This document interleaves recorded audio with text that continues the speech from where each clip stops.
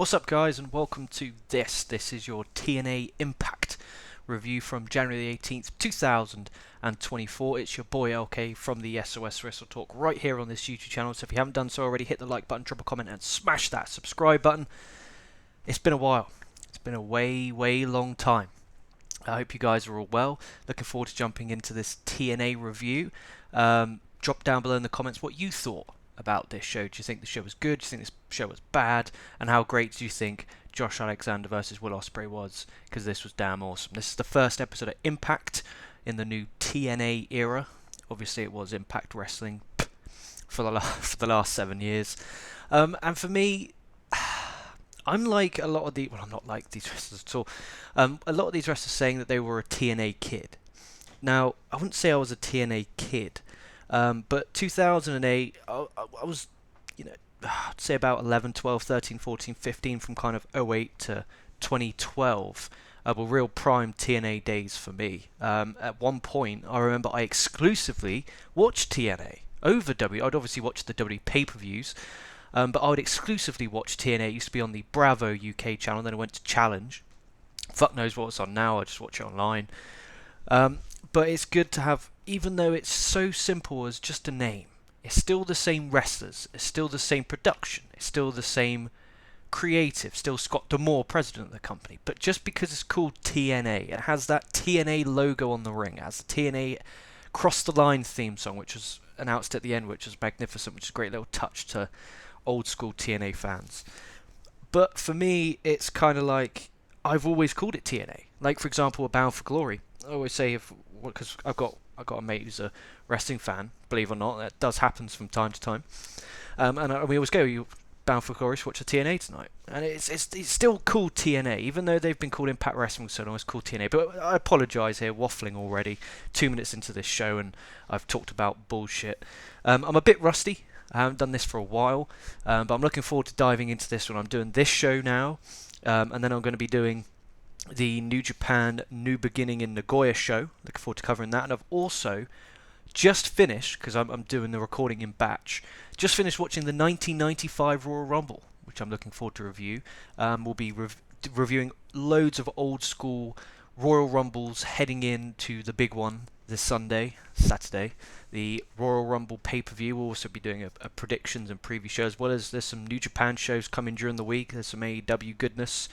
So looking forward to jumping on this one again. It's been a while. Hope you guys have all been well. Let's just jump into this show. So from Las Vegas, taped after Hard to Kill, which was a decent pay-per-view. I wouldn't say it was a great pay-per-view, but I did enjoy it. And to kick this one off, we had a proper old school X Division match. Okay, so we had Kushida versus Trey Miguel versus Laredo Kid versus Mike Bailey versus Hijo del Vikingo versus Jake something. And this to me is what TNA is all about. And what I mean by that is what they should stand for, and that's X Division. They really need to rebuild that division. I'm not saying it's in the stinker, because it's really not. It's really not in the stinker. It's been in worse positions. Remember when we had Abyss versus Brian Kendrick on fucking 10 pay-per-views in a row? That was depressing. But we survived that, because especially now with their working relationship with AAA, they could do stuff with AEW, and they got all these indies, guys from GCW, etc., who can come in and really make this division something great. Really is, especially having Jake something in there. We just talked about Biz. You've also got Samoa Joe, a bigger guy. Because the old saying was, it's not about weight limits, it's about no limits. Miss you, Mike Tenay, get back on the fucking commentary desk, you bastard. Actually, that's not fair. I really like Tom Phillips and Aiden English. I apologise. I didn't watch Impact every week when it was called Impact Wrestling, and that's so fucking weird. Isn't that strange? All they did is change the name of their company, and it got me watching again. And I hope that's happened to a lot of people as well. I hope a lot of people gave this show a shot, gave this show a try, just simply for nostalgia reasons. You're seeing the old Impact logo and then the Cross the Line song. And you got a belter of a main event. But anyway, this opener was a proper belter. There was some crazy spots. There was a point where Bailey, Kid, and Vikingo both did dives at the same time, and you get the old school TNA chant. That's what it's all about. They did, something did a choke slam from Trey into Laredo Kid. That was sick. And then Vikingo done in the spot of the match. He done his imploding Frankenstein that he always does. So he did it, and then something rolled through, and it was quick. You know, if this was done slowly, I think it would have lost a bit of his impact. No pun intended. So he did the Frankenstein, and as he did the Frankenstein, something rolled through, deadlift powerbombed him over the top to the floor onto everyone, and that was absolutely incredible. And it was spot after spot. It was difficult writing everything down. Everyone hits their high spots. Jake something hits the boss man slam to get the win. What an opener. 8 minutes. It was a car wreck. It was nothing but a car wreck, but that's what you want. You know, in time we can get some stories going on with this, but old school kind of WCW example, you know, the 6-man tags and 8-man tags with all the Lucha Libre stars that were there. We need to get something like that going on, because that got my attention. I was like, right, I'm not changing the channel, because that was a barn burner. That was a really, really good match. I gave it 3 stars. I know lots of people don't like doing the star system, but for my mental sake, I want to, at the end of the year, have a match of the year list. So I want to have a big list and a big array of matches that I can go to, because I look forward to doing that. And I'm looking forward to doing a show with Dion again. It feels like I haven't spoken to the bastard in so long, but he's done a great job with the channel, keeping on going. And this year we're going to fucking kill it. Then we went to an Ospreay promo. He's hyping his match with Alexander, also hyping the fact he's always wanted to wrestle in a TNA ring. Now, I put on my notes here that this should have been on pay-per-view. And you're listening to me now and you're probably saying, yes, you're so right. But Ospreay was wrestling Okada at the New Japan show that same night, which is available on Fight TV, Battle in the Valley. I haven't watched that show, going to be frank with you. I watched the TNA show instead. And it's a long time, you know, a 3-hour pay-per-view is a lot of time to commit to a show. So if I'm going to watch a show at night, I'm going to watch 1. I'm not going to watch 2. Apart from today, I was a man. Actually, no, that's not true. I watched the New Japan show yesterday and the Impact show last night. But all in all, this was a good promo to get you hyped. And Ospreay does these promos, which I know everyone at one point when everyone knew his contract was up and everyone was going, where is Ospreay going to go? Is he going to go to WWE? Is he going to go to, you know, TNA? Is he going to go to AEW? And I think AEW is the right pick, simply because, like, this promo, I don't know how his promos would come across in WWE. I'm not saying he wouldn't be a success in WWE. Fuck me, I think he could be a success anywhere in the world. But kind of these promos in AEW would really help AEW with their programs, because they're missing that. They're missing the hype. That, you know, you got Joe and Cole out there cutting good promos. Obviously MJF whenever he returns, if he returns. Looking forward to the speculation week. That is the week commencing the 21st of January. It's always going to be a fun week. The week commencing the 22nd of January. It's going to be, he's coming to WWE, he's debuting, and the stuff of Okada, the fucking heartbreak bastard. Check out Dion's video on Okada leaving New Japan. I'm going to be covering that as well when I record the New Japan video to get my take on that. And that's fucking heartbreaking enough as it is. Anyway, back to the show. We had Tasha Steelz versus Xia Brookside. This was short. This was really short. We got Alexander and Ospreay in the main event. We're going to give that as much time as possible, but at least we got some knockouts action on the show. Brooks got the win with the Brooksy Bomb. It was a quick match, but again, it builds her up. It was simple. It was an introduction. If you didn't watch the pay-per-view to Xia Brookside, obviously Tasha Steelz is a former champion. Really enjoyed her work, especially when she was doing stuff with Kira Hogan. I thought that was really good. But their knockouts division has got some great depth to it. Even when Trinity goes, what a shame. When Trinity goes, it's not a problem. I think they got a really good division, and most divisions, especially in you know, WWE and AEW, has 4 women's belts. They're all singles belts, so I'll allow it to an extent, and they do have quite a strong division per se. But WWE with their women's tag belts and their women's world championship and their women's championship, it's too much when their roster isn't deep enough. And then they got the NXT women's champ. I don't know if they still have those NXT women's tag belts as well. It's just too much. There's no need for that. Whereas TNA, they have their Knockouts belt and the Knockouts tag belt, and it's fine because there's Knockouts teams. It works. Speaking of tag teams, we had the Grizzled Young Vets against Kazarian and Eric Young in the next match. Eric Young has this really badass entrance that I really enjoyed. Came out to the Midnight Ride with this really cool mask. He's really come a long way from Super EY, and obviously he's done stuff in WWE. It's really similar to the Sanity vibe, but I really enjoy what Eric Young's doing, and especially the opening promo of Hard to Kill. I mean, you could tell how passionate he is about the brand, and hopefully he's someone that can really help elevate TNA and build the future of the company before he goes. And then we get Grizzled Young Vets, and I hope they stay in TNA. You know, TNA has a history of, especially in a time period in the kind of mid-2000s when WWE couldn't give two flying fucks about their tag team championships. 9 times out of 10, your tag team champions would fight each other at WrestleMania because they'd always do the WrestleMania champion versus and WrestleMania challenger versus the tag team champions, and they'd win. They did it with Cena and Miz. They did it with fucking Cena and Michaels. That was their kind of go-to. Whereas TNA had, especially at the peak when I was watching, you know, you had Team 3D, Dudley Boys. You had Beer Money, LAX, British Invasion, Motor City Machine Guns. Like teams that were established and built and you cared. I remember that absolutely incredible Best of 7 series with the Machine Guns and Beer Money back in mid-2010. Speaking of that, what's Robert Roode doing now? Bobby Roode, how the fuck you want to call him? What's he doing?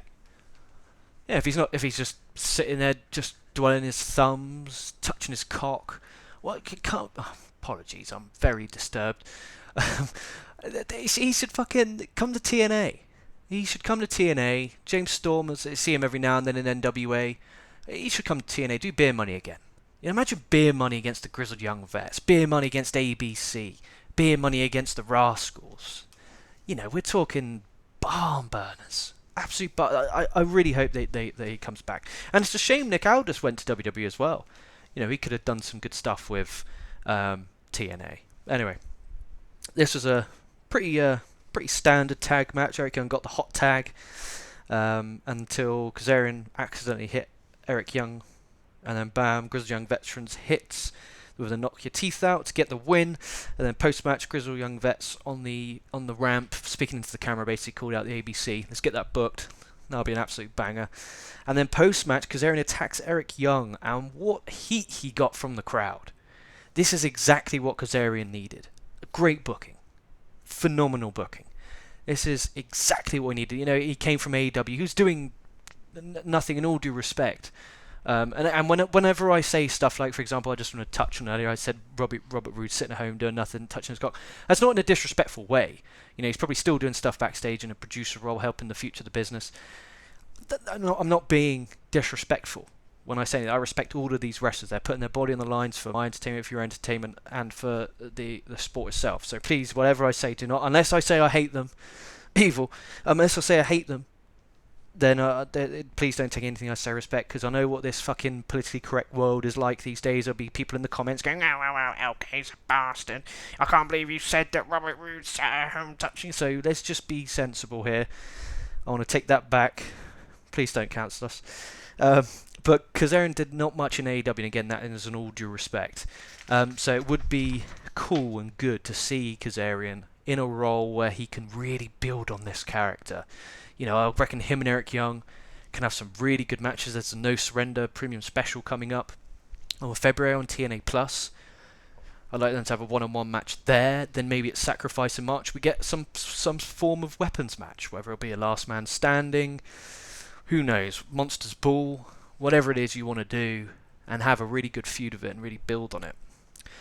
And then we went to a restaurant where we had Moose, Brian Myers, and the Edwards.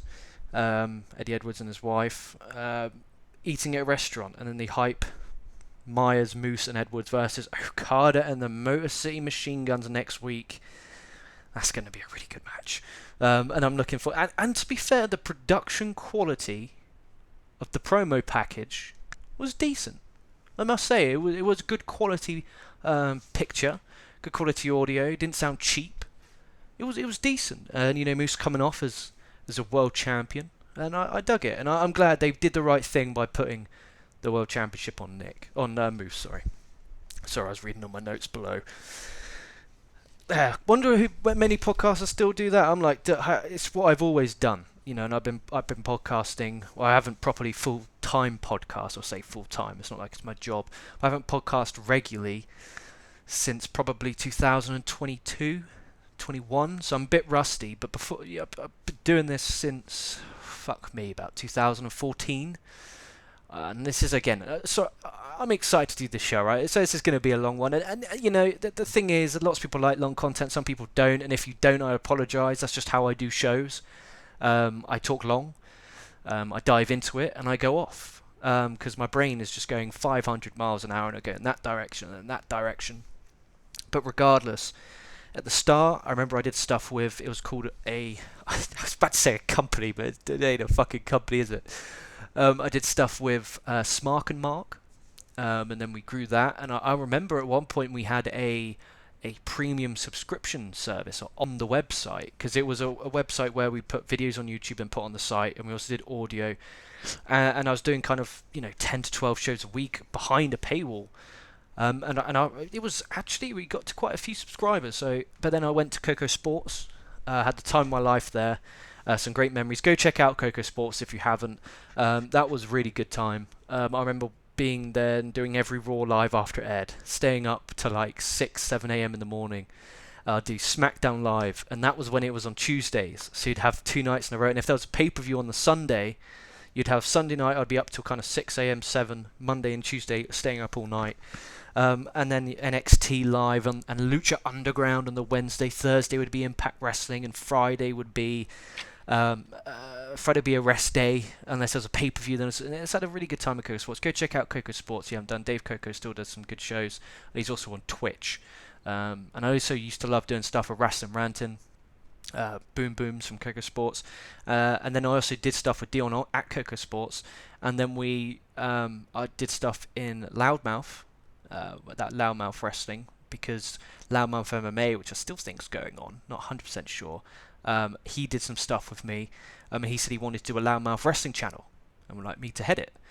So we did that, and then, fucking hell, what a career I've had, eh? What a career!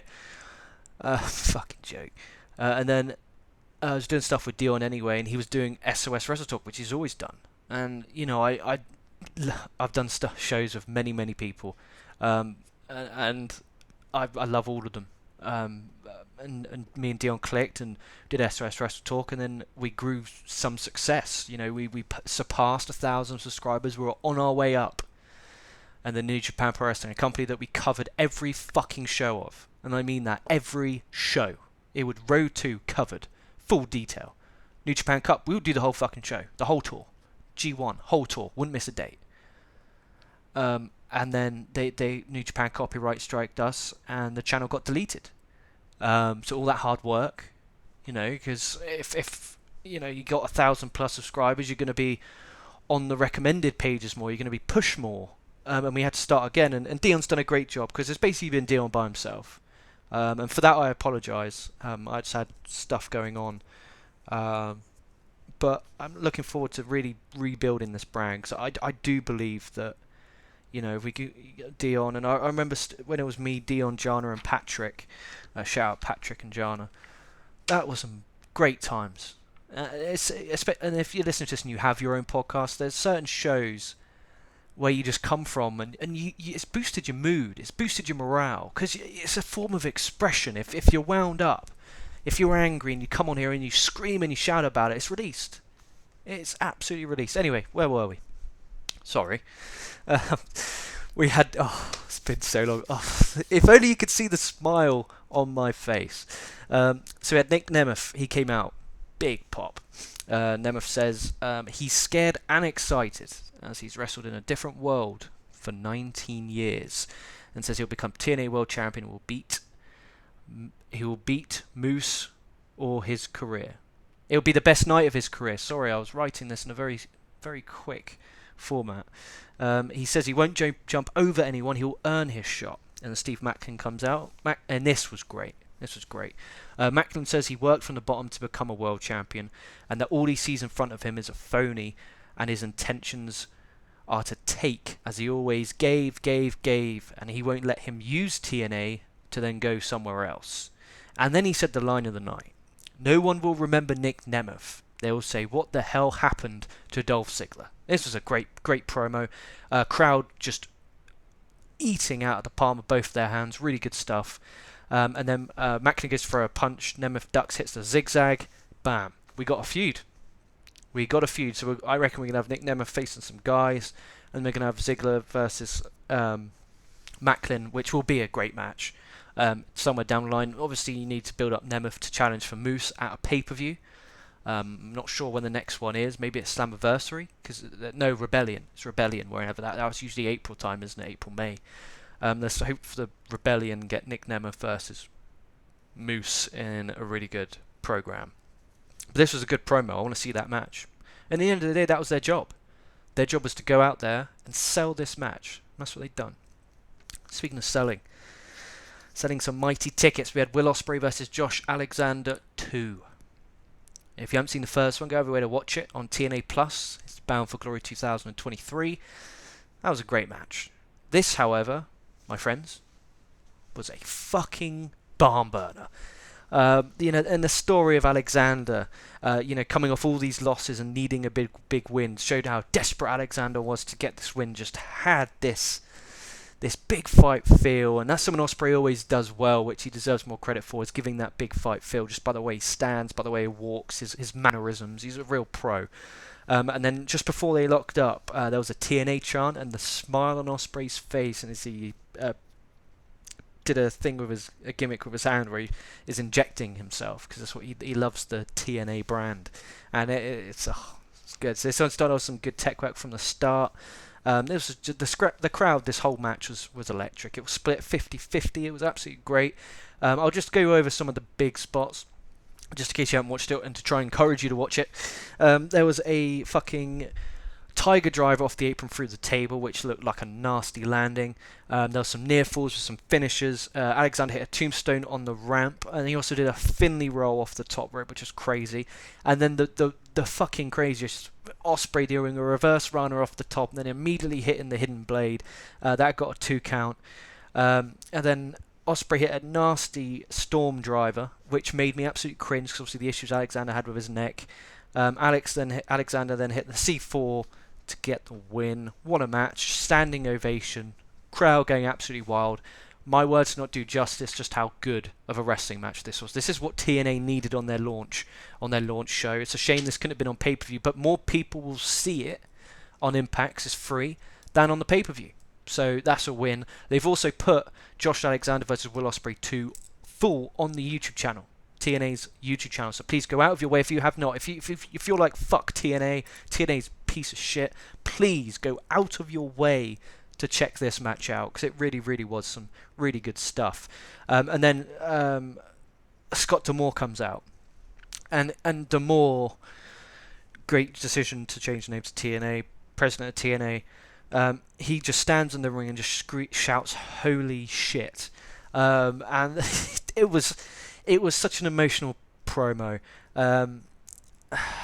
It was such a good promo. Again, you need to watch it, because the passion from D'Amore.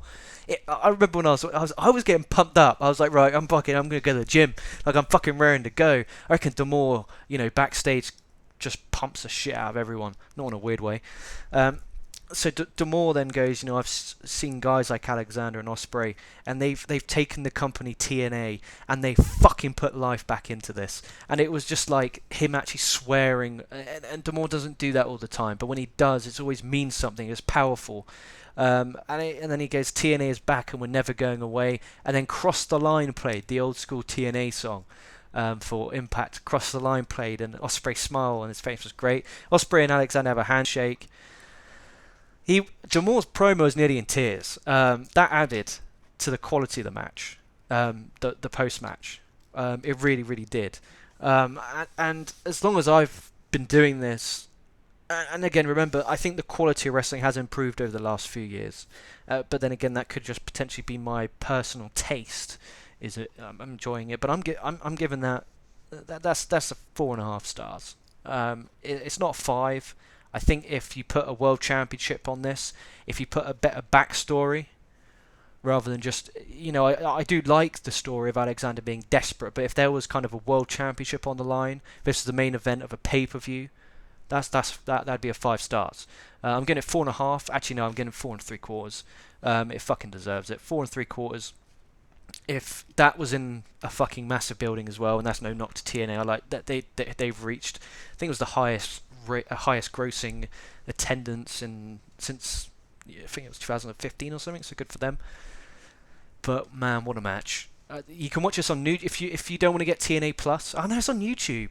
It is on YouTube, so just go on TNA's YouTube channel, just type in TNA Wrestling on YouTube and give this match a watch. It is worth your time. From bell to bell, those two went out there and they put their body through a fucking lot for the entertainment of the fans and the crowd and the people watching at home, and I just want to fucking standing ovation. That was a great match. What a way to kick off the year.